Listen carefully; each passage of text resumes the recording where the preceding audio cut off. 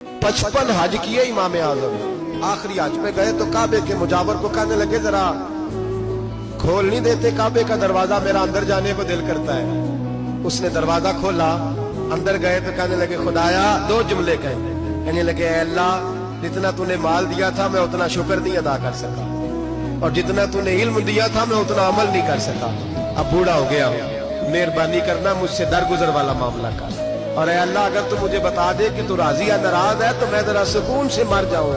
कहते काबे की दीवारों से आवाज आने लगी, अबू हनीफा, तेरा रब तुझसे बड़ा राजी है। दाता साहब फरमाते हैं, मैं हजरत बिलाल की कब्र पे हाजिरी देने गया। मैं कब्र पे हाजिरी दे के तो साथ लेट गया, मेरी आंख लग गई, मुझे ख्वाब में नबी पाक का दीदार नसीब हुआ। गोया हाजिरी हजरत बिलाल की, और बरकत ये कि वहां मुझे मुस्तफा का दीदार नसीब हो रहा है। फरमाते हैं, नबी पाक मेरी ख्वाब में आए, हुजूर ने एक बूढ़े बाबे के गले में हाथ डाला हुआ है और अपने साथ साथ चला रहे हैं। मैंने अर्ज की, या रसूल अल्लाह, ये कौन है?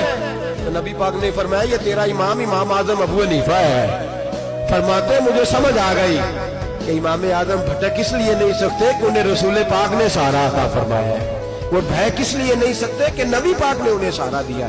दाता गांजी बख्श अली अजमेरी रहमतुल्लाह ताला अलैह फरमाते हैं कि इमाम साहब रहमतुल्लाह ताला अलैह बहुत बड़ी शख्सियत। इमाम आजम का पैगाम क्या है?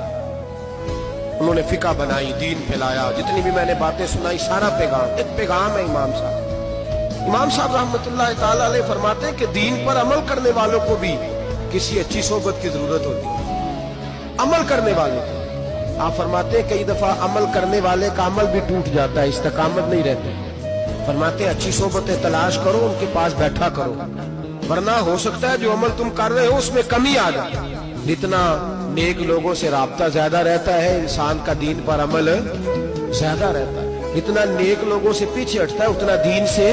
आप फरमाया करते थे, अगर 2 साल ना होते जो मैंने इमाम जाफर सादिक की सोबत में गुजारे, अबू हनीफा हलाक हो जाता। अपने आप को रब करीम के बंदों के साथ लगा के रखे, जोड़ के रखे। अगर हमारा रब करीम के बंदों से रिश्ता रहेगा तो कुरान और सुन्नत से रिश्ता रहेगा।